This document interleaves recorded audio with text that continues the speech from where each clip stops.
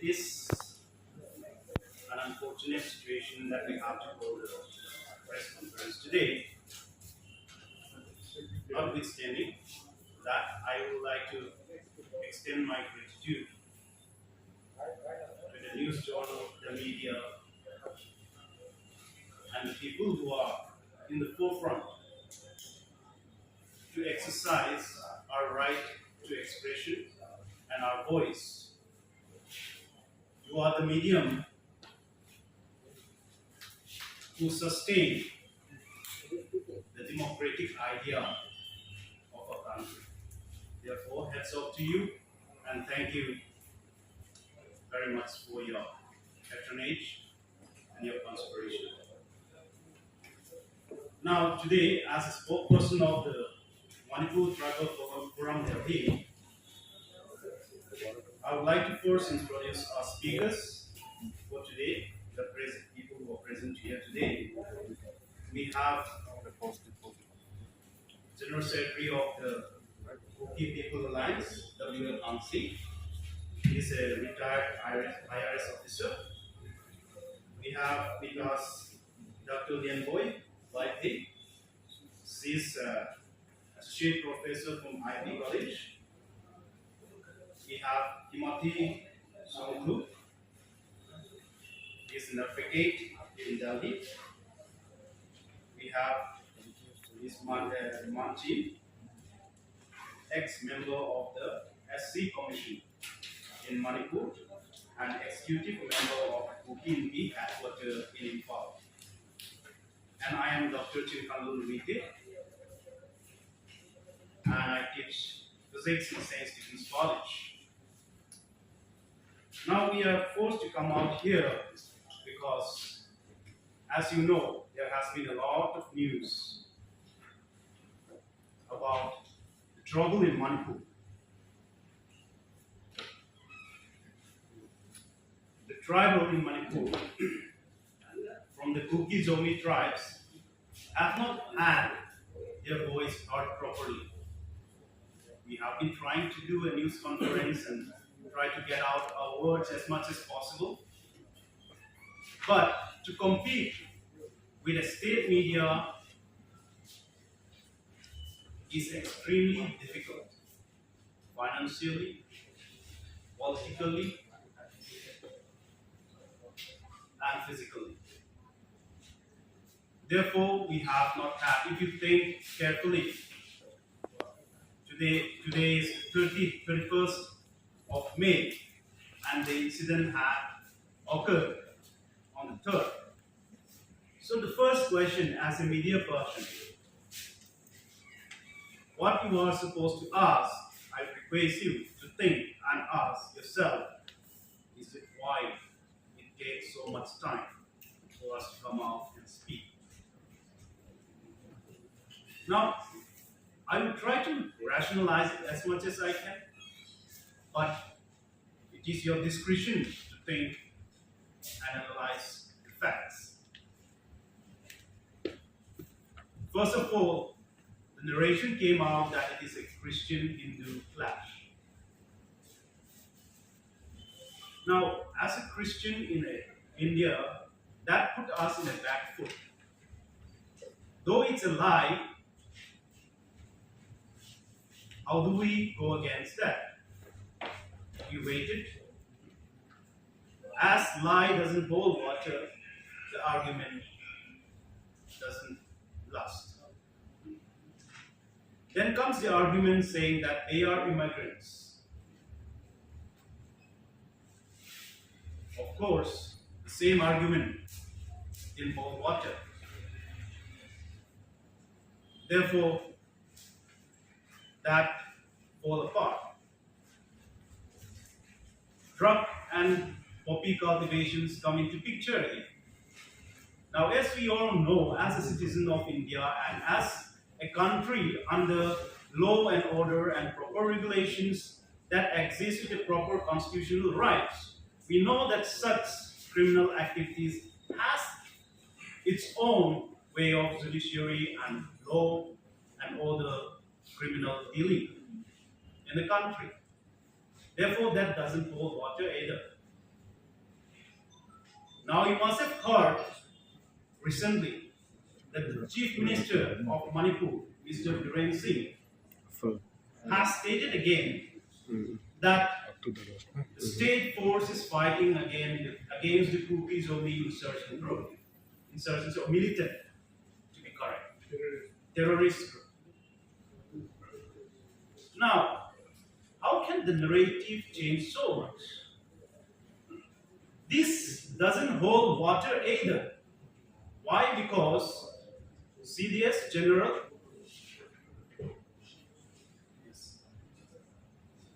Anil Chauhan himself came out, I believe yesterday, saying that this has nothing to do with insurgency or counter-terrorism. It's a clash between two communities. Now, as a news person, as a person who is buying and resounding the truth, you can think carefully and see who is the neutral person and most trustworthy. And Biren Singh is a Meitei and is a part of the party. I will not say more than that. But on the other hand, General Anil Chauhan has nothing to lose, neither nothing to gain in his statement. So therefore, I believe that has weight. So therefore today, as people who are on the edge in Delhi, trying to help our brothers, sisters, our families that are in Manipur, who are in constant fear of being attacked, constant fear of death. We have no choice but to come out and appeal to the entire country that it's time you try and find out truth, listen, and please appeal to the government that something has to be done. Therefore, with this kind of situation and strength of narration that as state-sponsored media has, today I am introducing the situation with this work. I would request Mr. Timothy to read out our press release in Hindi because we didn't have time to translate it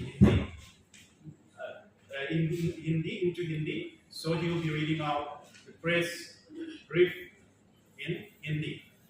Please, Timothy. सबसे पहले मेरे media भाई और बहनों को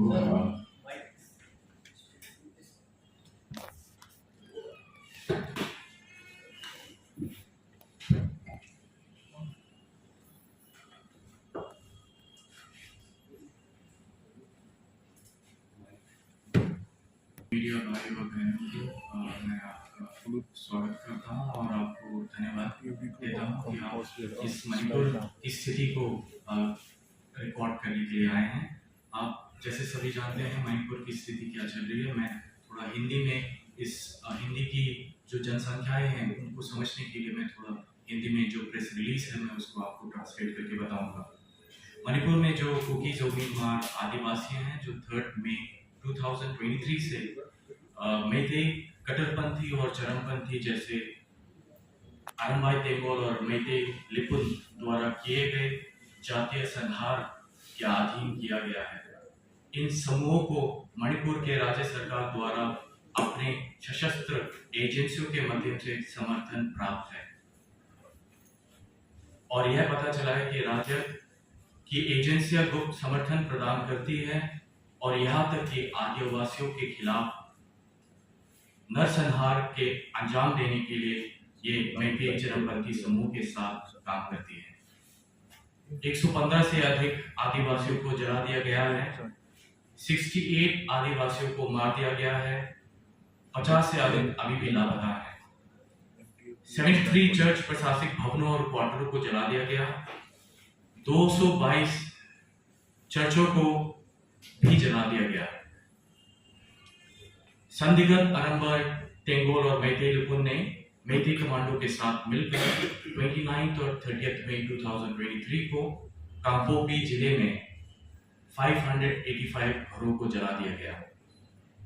मणिपुर की राज्य सरकार ने आदिवासी बहुल क्षेत्रों में एक लक्षित कॉम्बिंग ऑपरेशन शुरू किया, जबकि इंफाल घाटी में सैन्य स्टेशनिंग जैसे 7th Manipur rifle, 9th Manipur rifle, 8th IRB और मणिपुर ट्रेनिंग एकेडमी से हथियारों की जबरदस्त लूट की अनुमति दी।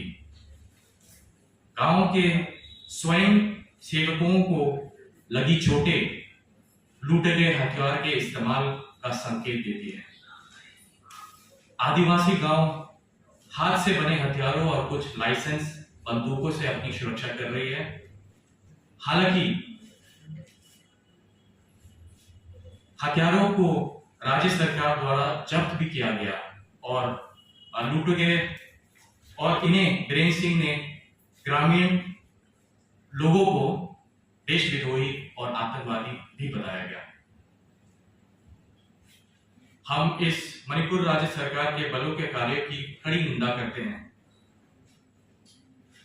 और भारत सरकार से अधिक बल तैनात करने की अपील भी करते हैं। इसी के साथ जो मैतेई चरमपंथी द्वारा मारे गए आदिवासियों के नश्वर अवशेष जो रिम्स, जो regional institute of medical science और Jawaharlal Nehru institute of medical science Imphal में अभी भी पड़े हुए हैं। हम मणिपुर सरकार से सुनिश्चित करने के लिए कहते हैं कि इस नश्वर अवशेष को बरकरार करें और परिवार के सदस्य या रिश्तेदारों द्वारा जल्द से जल्द इस नश्वर अवशेषों की पहचान की जाए। हम आदिवासियों के खिलाफ इस जनसंहार के कारण की जांच करने के लिए सुप्रीम कोर्ट की निगरानी वाली विशेष जांच टीम से अनुरोध करते हैं और इसी विषय में जो मिलिशिया समूह है अरंबई टेंगोल और मैतेई लुपुन के साथ साथ मुख्यमंत्री एन बीरेन सिंह और संजावा लेशम बालों की भागीदारी की जांच करने के लिए भी सरकार से अपील करते हैं। और इस गंभीरता को देखते हुए हम मणिपुर में तत्काल राष्ट्रपति शासन लगाने की और बीरेन सिंह वाली सरकार को भंग करने की मांग भी करते हैं। और ये जो मुआवजा और पुनर्वास, जो राहत सामग्री आदि का प्रस्ताव एकदम एक दर्द विदारक खुराक देने के समान है, हम ये मानते हैं। और जैसे बाकी जो केंद्र हैं, जैसे हमारे अलग प्रशासन की जो झारखंड, उत्तराखंड, तेलंगाना और जम्मू एंड कश्मीर और लद्दाख जैसे राज्यों बनाए गए हैं, इस प्रकार हम मणिपुर में भी आदिवासियों के लिए एक राज्य या केंद्र शासित प्रदेश या प्रादेशिक परिषद जैसे एक प्रशासन की स्थापना की मांग करते हैं। और मणिपुर में कुकी, जोमी, मार, इन सब आदिवासियों के लंबे समय की आकांक्षाओं को मान्यता देते हुए हम जल्द से जल्द एक अलग प्रशासन स्थापना की प्रक्रिया को शुरू करने के लिए सेंटर से मांग करते हैं। धन्यवाद।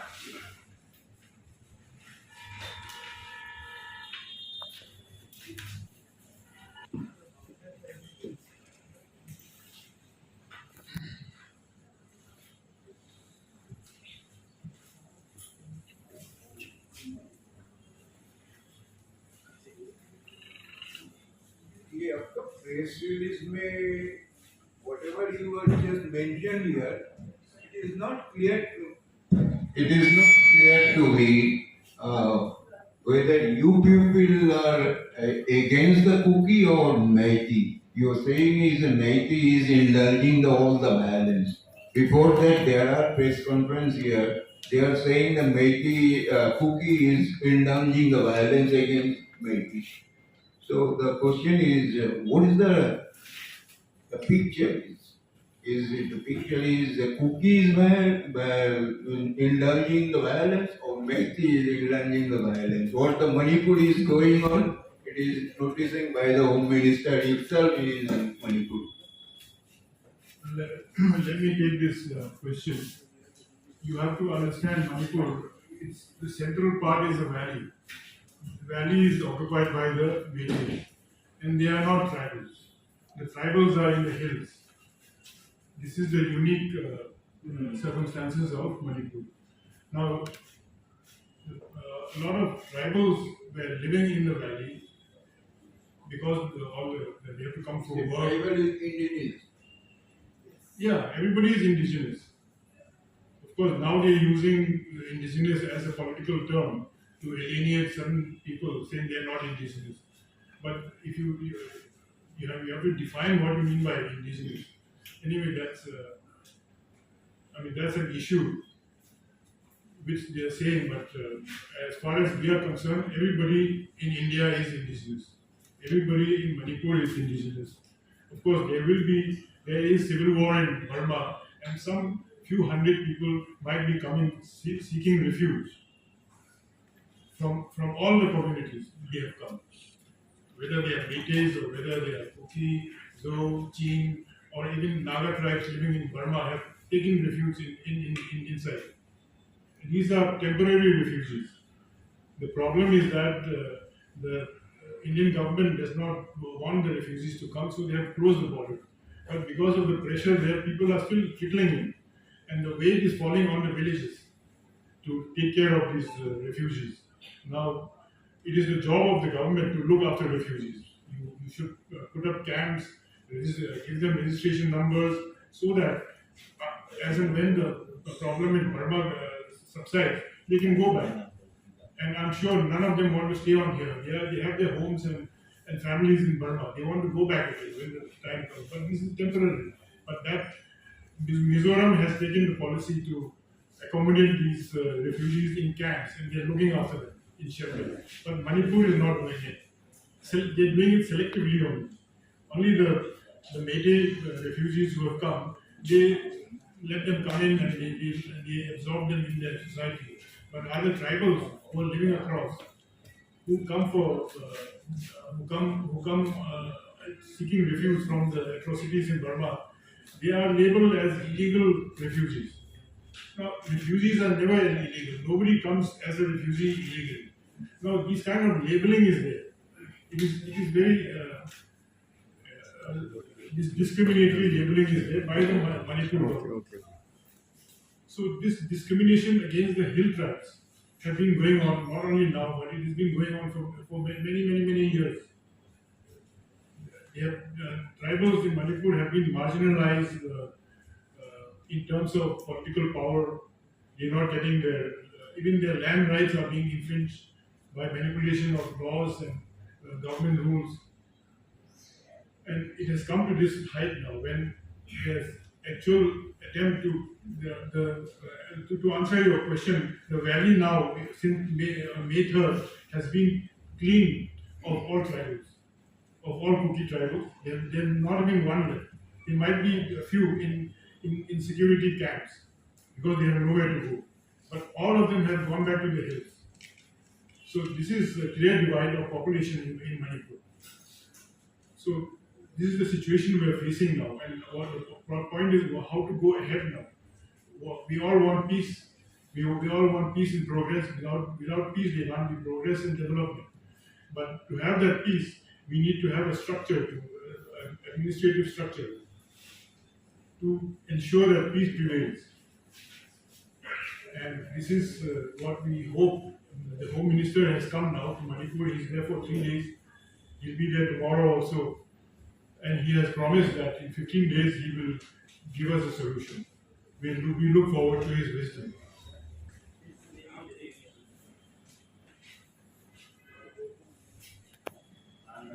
And violence. If you look at the violence that is happening, if the population as such is divided, geographical. Now, you should look at the news carefully of whatever is coming out, no matter what the narration is. I would request the media, before publishing, you please try and find out, is that village belonging to the tribal or the Métis? That will give you perspective. Instead of say the Métis are attacking the Bukis, us, and the Bukis are attacking. Now you have to look at the demarcation. And also you should look at the kind of power and force that people acquire. Over time, the state machinery has come into the hand of the majority. Now, who has the power to attack? That is a very simple question.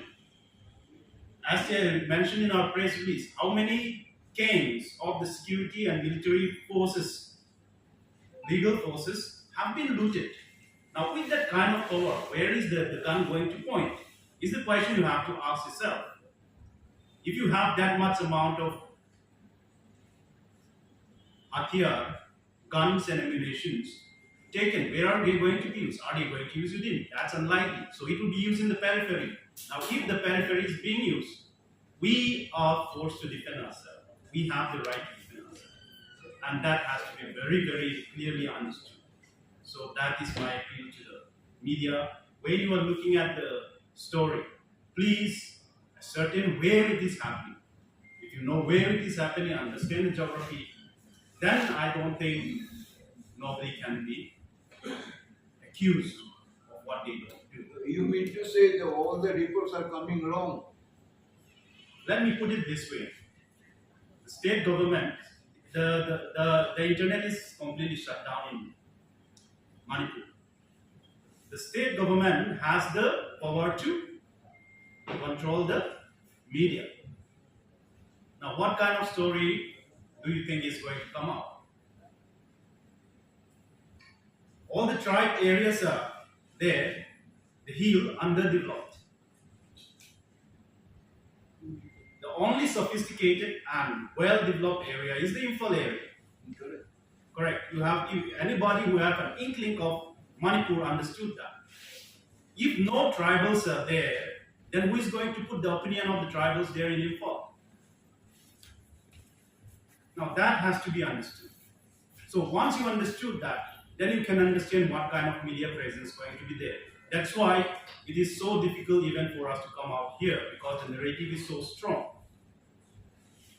Now that certain light of truth, I would say, sorry to put it in that way, because it's never right to be on the other side and say truth. We should say our narration has come out.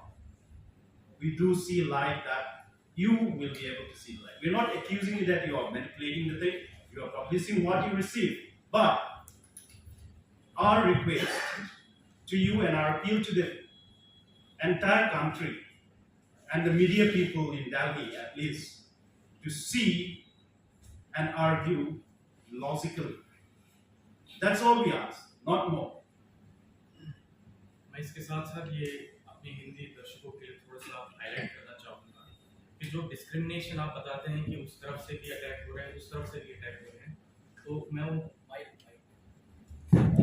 तो मैं आपको just बताने के लिए कि कैसे discrimination चल रहे हैं।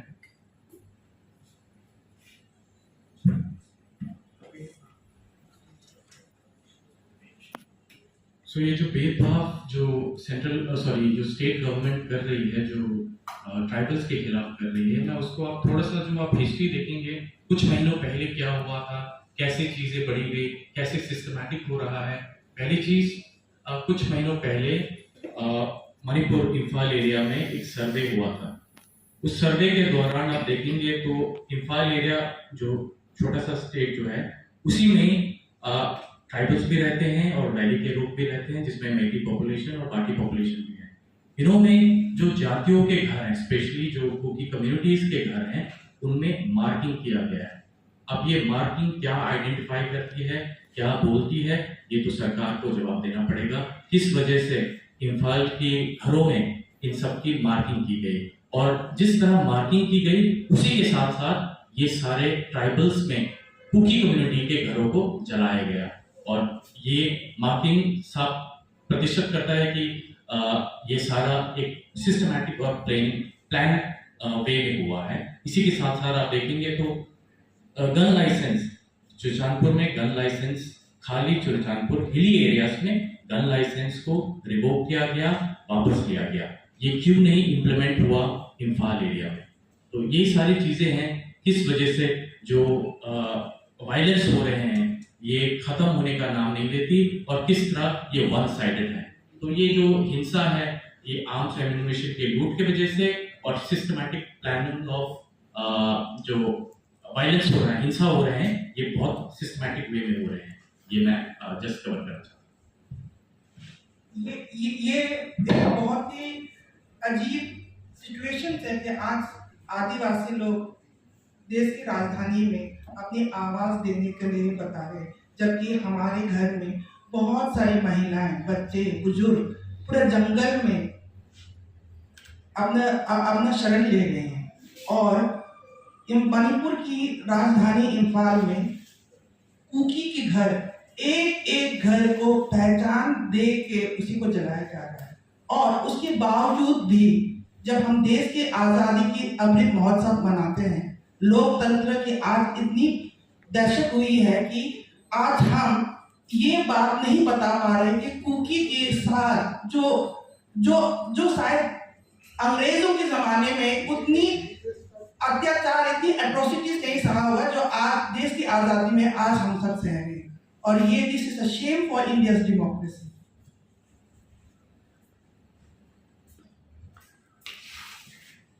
We have amongst us a person who actually lost almost everything in the Imphal area. Her name is Manjit Hamzo, and she's among us. I would request your patience to listen to her audio and her perspective, because she came to Delhi after being in the military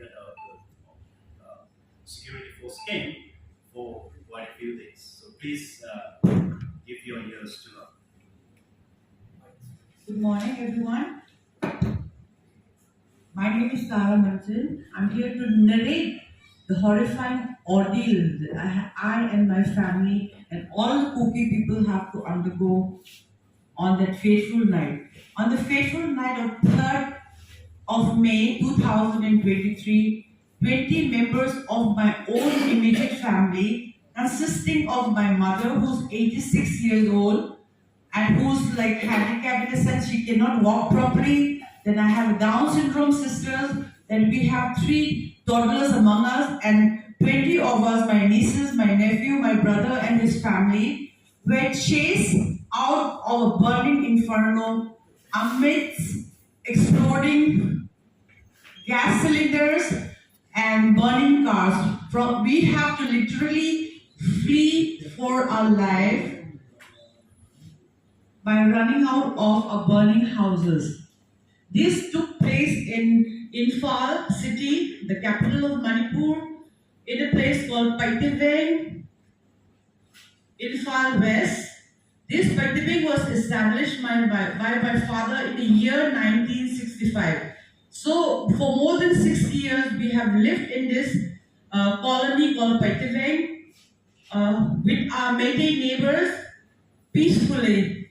And also my mother has delivered, being a nurse, she has delivered many of the boys who came to attack us on that fateful night.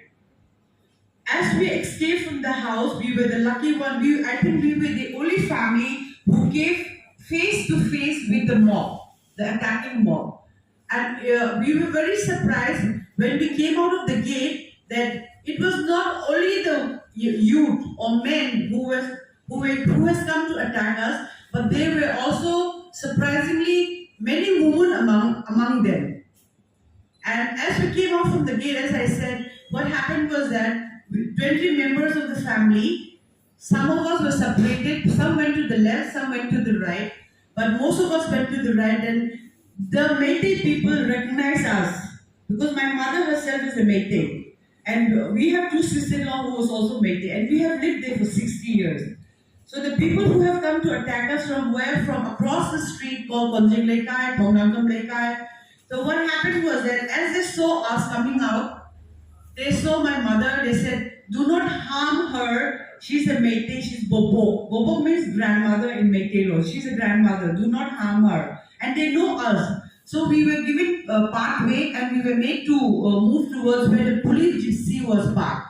So safely, 17 of us, we went that side and another 3 of them went to the other side. So what was surprising was that as we came out, I heard, they said she's a Meitei, okay fine. So we were safe because of that. They didn't physically. Then as we came out, I heard the woman folk say very clearly, check if they have any luggage with them, any baggage with them.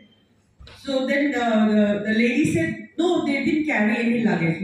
Only my mother was carrying her walking stick because she needed that. So we came out running literally out of the house for our life with just the clothes on a back.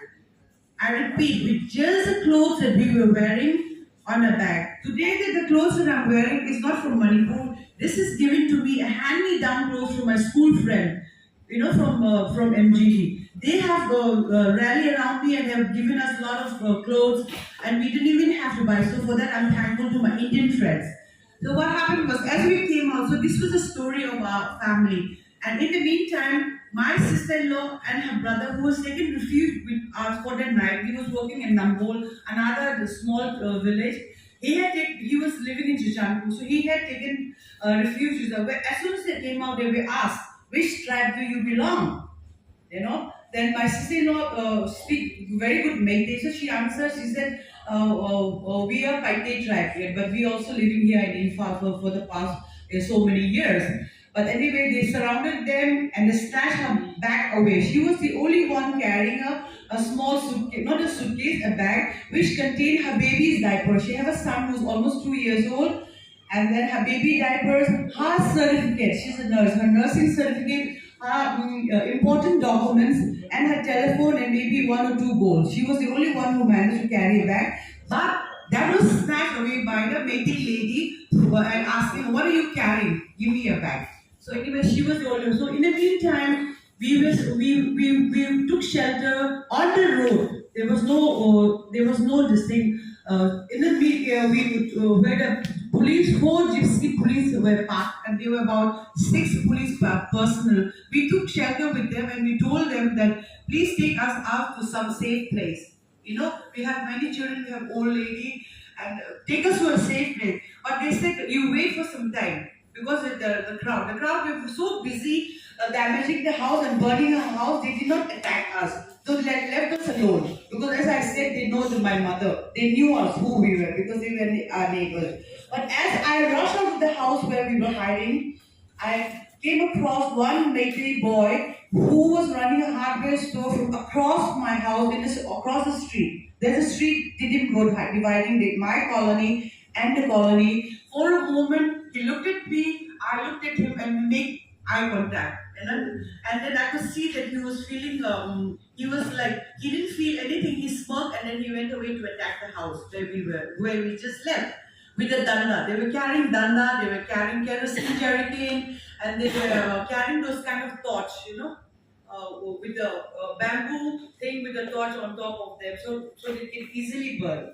So as we were standing on the street, we witnessed our neighbor's house also burned. I witnessed with my own eyes as we ran out. My brother's house was in flame. The flame was coming out from the window. The cylinder was bursting. And then I realized that I was just grateful that we were not burned alive, In the meantime, later we came to know that other neighbors were all hiding in the neighboring Thonggaozam Leka, that is a Meitei Leka. One very kind gentleman took 65 of them.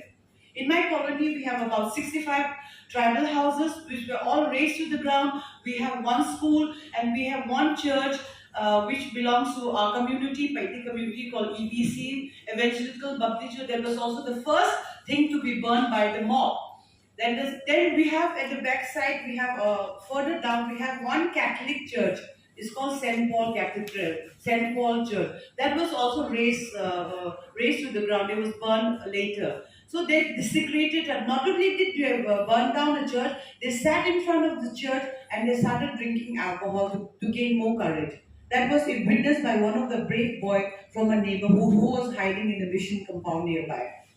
So as the story goes, we were standing there. The kids were crying because the police just pretend to burst a tear gas in front of us, and then that also was very close to us. So all our eyes were burning, and the kids were crying. We were screaming, and then the just opposite to that, where we were placed, where we were made to sit, it was our Métis neighbor. So the police officer, at the request of my sister-in-law, went to knock at the gate and said, "Can you keep this group of people into your house till the time we transport them to a safe place?" And the man said, "Sorry, we cannot take the risk." He was a neighbor. He ate with us. He partake in all the festivals that we have taken together. But he said, "Sorry, I cannot take the risk." And he just banged the gate and he did not let us in. Anyway, we were safe with the police people. Finally, after an hour of suffering in the street and witnessing all the burning of a neighbor's house, because they were going row after row.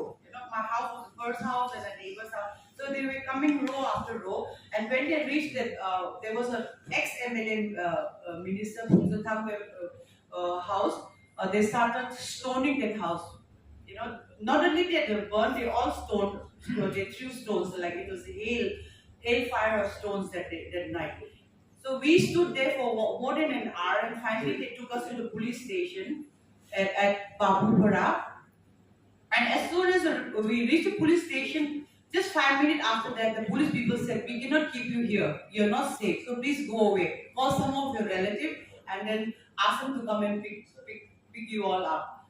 So my question to the police officer was that, OC was that, how can we call our relative and ask them to pick us up, because they are also cookies of community. They are also tribal. They are in the same position as us. They're fleeing their home.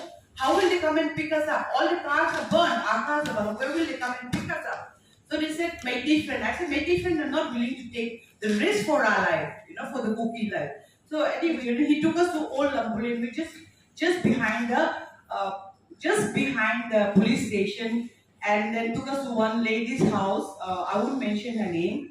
I asked her, because that Old Lambulan was not burned as yet. There was no mob. There was nobody attacking that Old Lambulan. It is also a cookie colony. So I was very surprised, and I asked the lady of the house, and I said, "How come your houses are not attacked? How come you people are not attacked? Why are you spared?" Well, all the places we heard that, our Paite colony, I don't know about Langol and Hockey Bank till then, because we were thinking only of ourselves in our own life. So then she said, "Oh, we are under the patronage of a local MLA. This is his constituency, REMO, and he has given words that we should not be attacked." And even the Chief Minister Brain himself have given words to her that, "Don't worry, your house will be safe, your colony will be safe." And till today, if I'm not wrong, I think that Old Lambulan is still not attacked. New Lambulan is attacked, check out, but Old Lambulan still stand with the houses intact, because they are under the patronage of the Chief Minister and his son-in-law Arkimo, because that is his constituency. So this is also partiality in some way, I feel. But they must be all running away from the house now, the Old Lambulan people, and they must be in the camp, and they must have also ran. So what happened was that we were taken to army camp, and we reached the army camp at 3:30. That also because we were lucky, our family, because my sister-in-law and her brother, who were separated from us, they made a phone call to the army colonel who was posted in Jammu and Kashmir, and he in turn called the army and asked them to rescue them, these two brother and sister, my family members, from the police station in Bogatel, and they were taken to Singzamek Assam Rifle Unit. So finally, after we made contact, her phone was taken away by the Métis lady, but her brother phone was so intact. So he called us and he said, "We are safe in the army camp. Where are you all? We'll come and pick you all up." So we said, "We're in Old Lambulan at this lady's house. Please come and pick us up." So then they came at around 3 o'clock. They sent an army truck to pick up. By then we were around 20 of us. They came to pick us up, and then we finally landed safe and sound in the army camp. They give us a room and then some blankets, and they gave us tea. Then they asked us if we wanted to have dinner. We said we already had dinner, because when the incident took place at about 8 o'clock, we already had completed having a dinner. We are early eaters anyway. So what happened was that, so we were so grateful that we all were reunited together, and we will say that we spent 2 nights there in the camp, and on the third night we were taken to Assam Rifle headquarters in Mantipuri, and because they said we are not safe anymore in this small unit. You know, the platoon, it was consisting of just about 50 army staff, so they said we are not safe. So when we reached the Assam Rifle headquarters, this thing, we were shocked and surprised to see 4,000 to 5,000 people crammed and packed in their room. We just spent one night, and then our family were lucky enough to escape to Delhi. Now all of us are here. We have taken a house on rent, and we are safe and sound. And thanks to the Indian Army.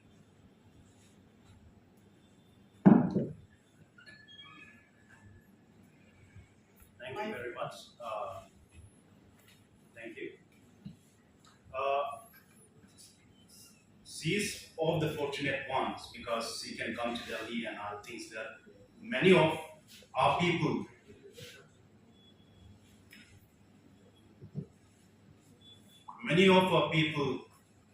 who are not as well to do because and our daily wages as well as laborers are not fortunate enough that their life itself is taken. People were wrecked, and that is the unfortunate thing. Now we have been talking about the state and the machinery has not worked in Manipur. I would like to request W. Hang Singh to please give us the context why the state government is no longer a legitimate government.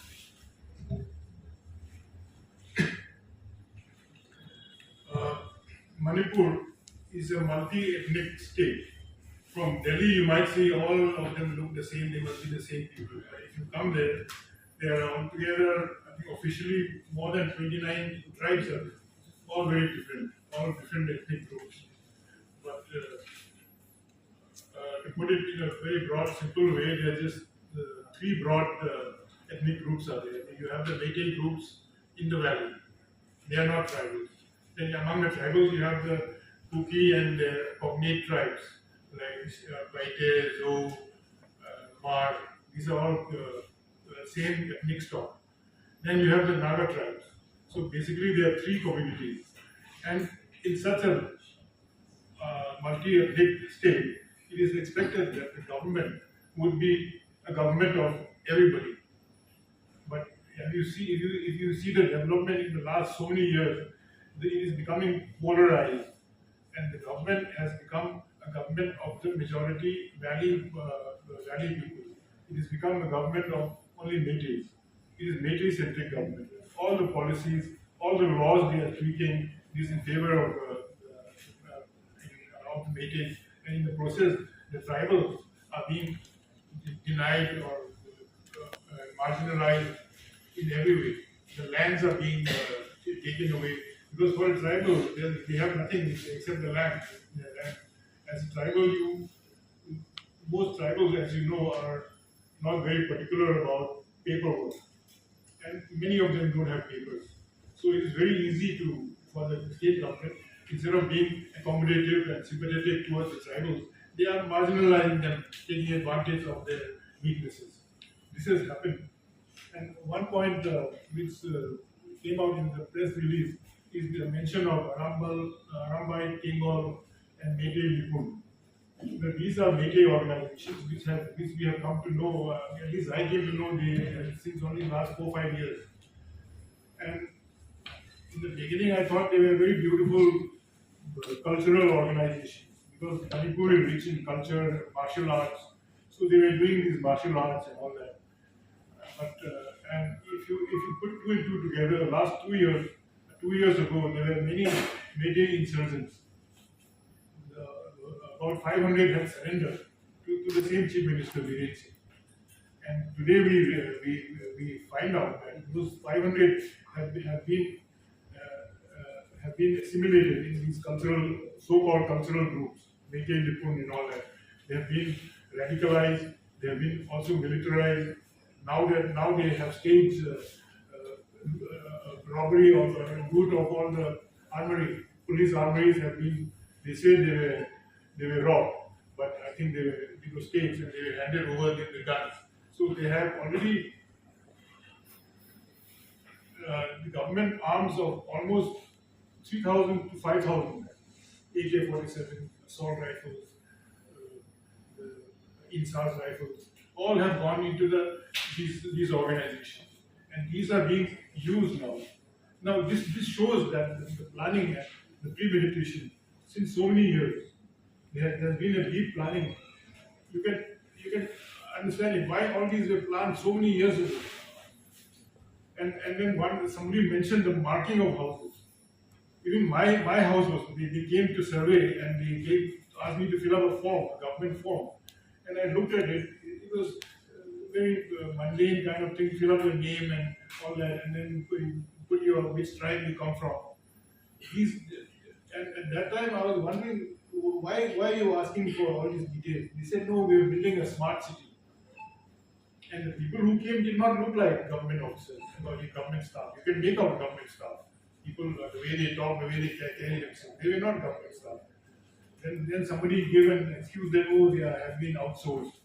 But looking back now, they were doing a map of all the cookie houses in the valley. That's why otherwise, on the third itself, how were they so precise? Even if you ask me to go and look for cookie houses, I can't make out this is cookie houses. But they knew every house in Imphal Valley.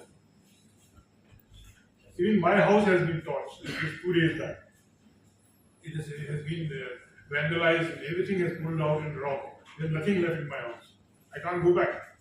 So from your side, the Home Minister will do something. It is, you are saying the Home Minister is sitting burning Manipur and he will solve the all problem. Does it mean that he is the person to solve all the ethnic problem since long, 50 years long, the ethnic problem? Well, I think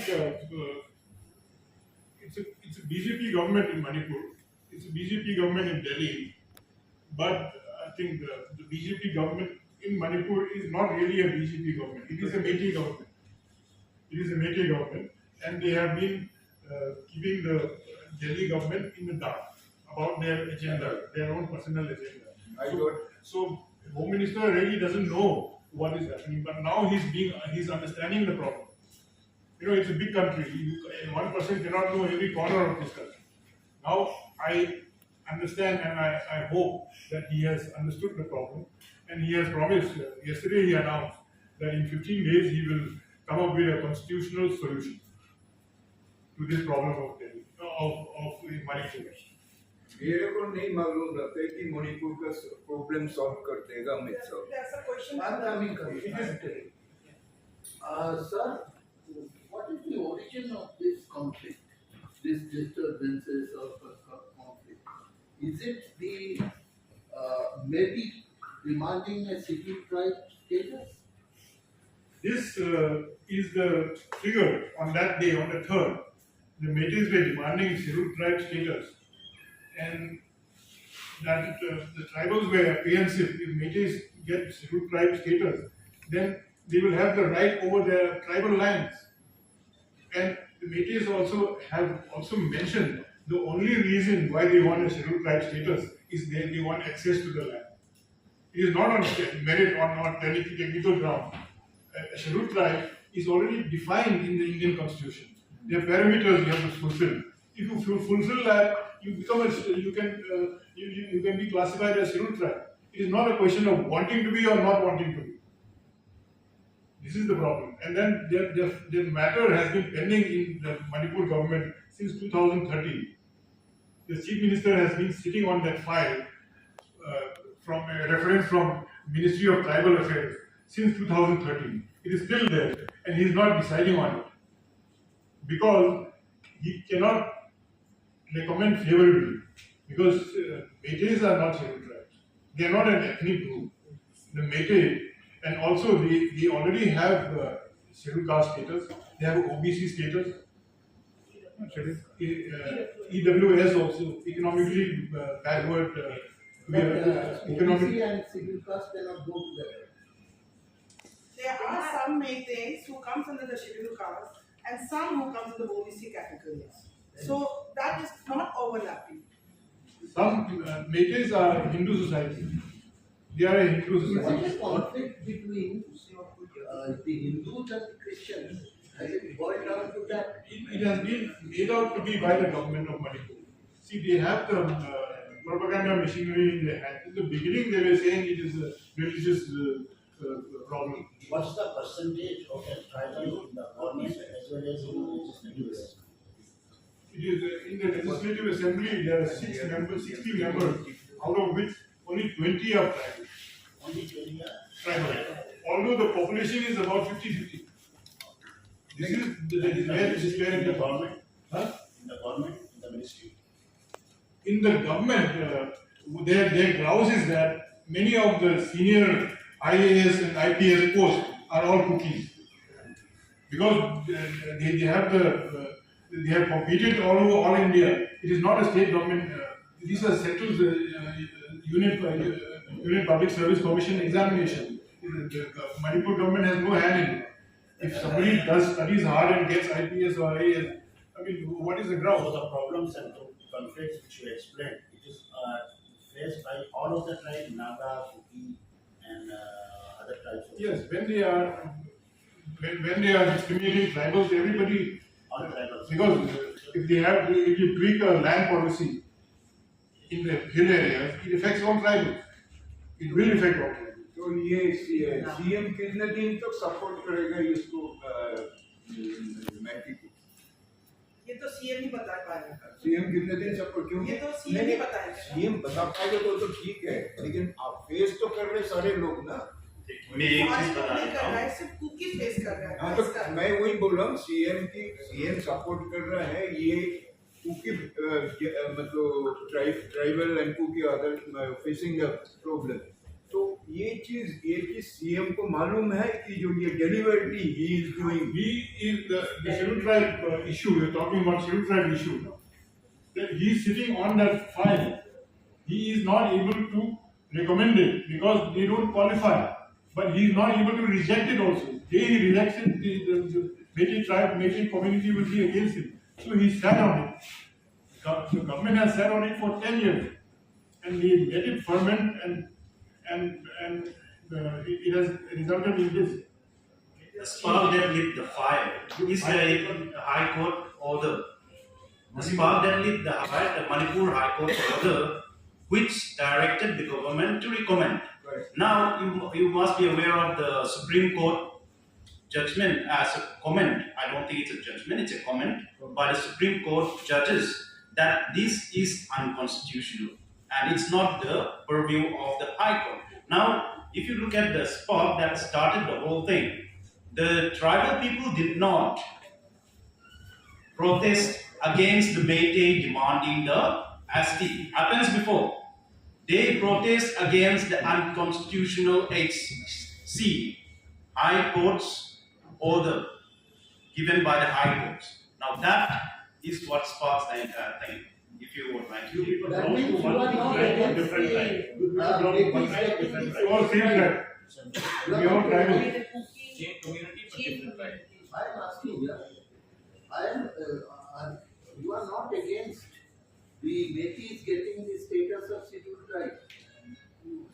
See, to give the ST or not to give is the center's prerogative, is the president's prerogative. Now, but when a person is threat, a community is being on threat when somebody is getting it and it is seen to be unconstitutional, it is our right to protest against that. The Supreme Court itself say that the recommendation is unconstitutional. Now, what is the situation in Manipur? We, the Manipuri, knows, the people who are sitting in Manipur. But when we say Manipuri, that pertains to the Meitei, more or less. That's interchangeable. But let's not get into that because our times are running short. But the main thing is that if you have the scheduled caste, scheduled tribe, EWS reservations, and you have been taking the privilege of ruling over the state for over decades and decades. Now you want, with all the riches and the money that you have accumulated, you have the power of the economy. Now, how are we going to be protected against that if they get a steal? So that's the question, the right question to ask. One question is from this side, excuse me. Yes. Main point is that we hear so much stories so far. So one thing is that the part of migration, because earlier there are so many press conferences, they raised the issue that there are. Yeah, that's a good point. Now let us talk about migration. Right. Now, if you look at the census, over from the census and the growth rate is on below 2% that has been proven, and that is within the proper growth. And as far as migration is concerned, you should, as a citizen of India, should know that there is a proper way of handling it. There's a rule and mechanism to handle it, and they should have handled it as a state government. But if they are doing it as a political agenda and putting and trying to alienate a complete community, that cannot be condoned. If the country condones that, then somebody else around the country will be a victim as well. There is a mechanism, there is a rule. We are not, as a community, as a tribal and as a citizen of India, don't condone immigration illegally either. Let them follow the proper procedure, let them do the due process, and then bring out the evidence. They cannot throw unnecessary propagandas out there to alienate us from our rights. The second question is that you are a PC part, you are always offended that on Mete community. So, what is the main thing? What is the cause of the burning of main cause, burning the whole scenario into the there? Burning what? All the entire burning houses, there are lots of people. See, burning of houses happen in the valley. Okay. Then one has to protect. I am not there. You don't know how much it hurt when your house is burned. The person who get hurt knows. If that's the case, there is likely to be a retaliation. So, for that, the valley exodus happened. People from the valley exited the valley. The people of the tribals exited the valley, and likewise, the people of Meitei from the hills exited the hills. So now there is a complete demographic separation amongst the tribe and the Meitei existing now. Now the point is that you say, okay, fine, why is it burning? Now it's a retaliation. That's one thing. As for the scenario that we have right now, you will be able to tell that there was no casualties in the hills among the Meiteis, but there are a lot of death in the valley of the tribes. The hatred, see, that is important. The hatred with which they chase us out of the valley is so violent. You will be able to see a video that has been circulating around that a group of Meitei women surround two tribal women and encourage the men to rape them, and they were raped and killed. That has how violent that the hatred is. So it's not just ethnic classing, it's complete hatred, jealousy, and atrocities that's happening. Of course, the story didn't come up, but now the casualty must have rise on both sides. I don't know how much, but now the internet is not there. Attack has been happening, and the tribals are forced to defend themselves, which means casualty will be increasing on both sides. So one has to be prepared for what is going to come out once the internet open up there. But the story has to be straight. Yeah, it's just a minute.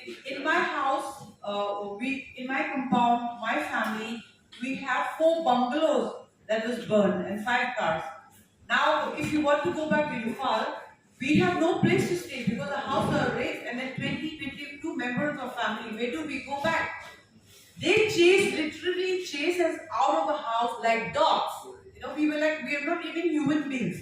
With so much of hatred and so much of brutality, so much of cruelty, they chase us out of the house. 4 bungalows for crores of rupees. It's not an ordinary house. It's a bungalow that we all live in. So you can imagine that I have lost my home. I'm homeless and I'm stateless now. Are tribals burning the houses of Meiteis and temples? No temples were burned. It's only the churches that were burned down, in my colony, there were 2 churches that was burned down. There was an interview going on the Biharis. In between, they asked them and they said, was any temple burned down? They said, no. हमारा temple तो कुछ छुआ नहीं है अभी तक.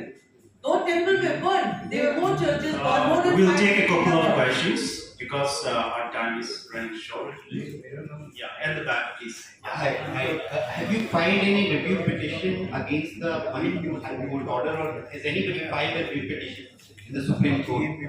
And if you can also explain why only Cookies, why not Nagas getting affected in this? Maybe we'll take the last question. Last question also. Yeah. My question is for Mr. Namaji. I just wanted to check. You talked about, this whole marking of houses that was done years ago. Sort of aimed at an event like this. Why do you think they did that? Why was that done? And can you talk a little bit more about how the land was the goal? And if it was the goal, then how would that benefit the current government?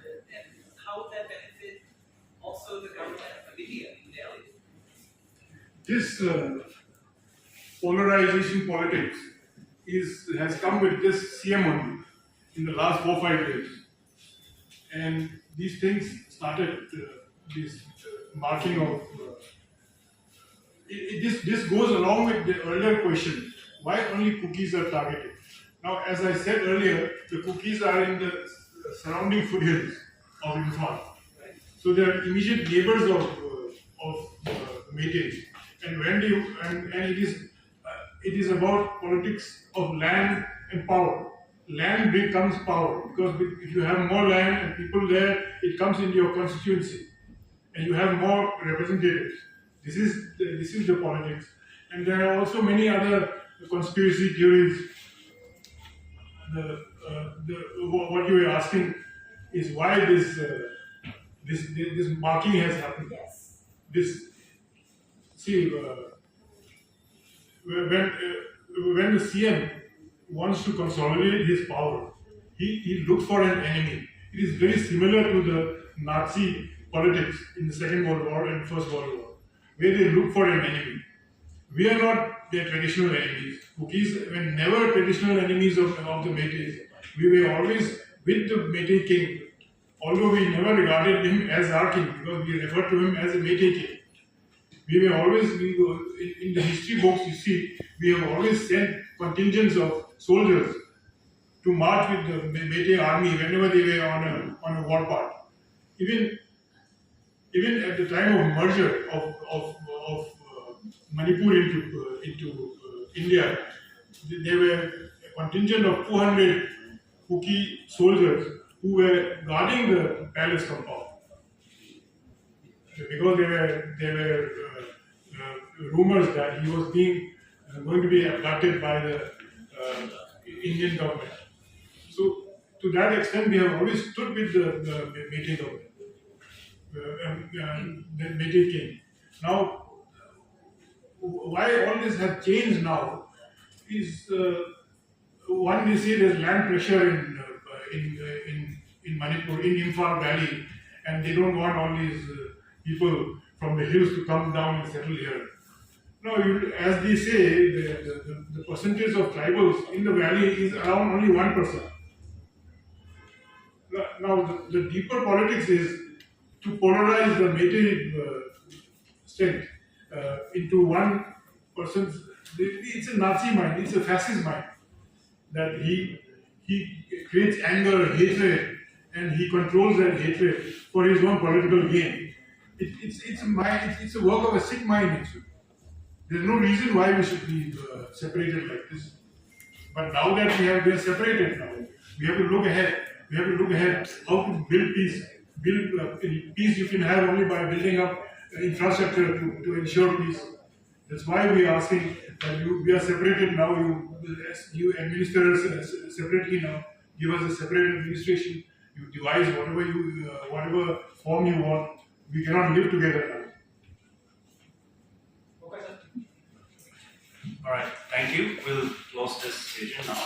And thank you very much for your time.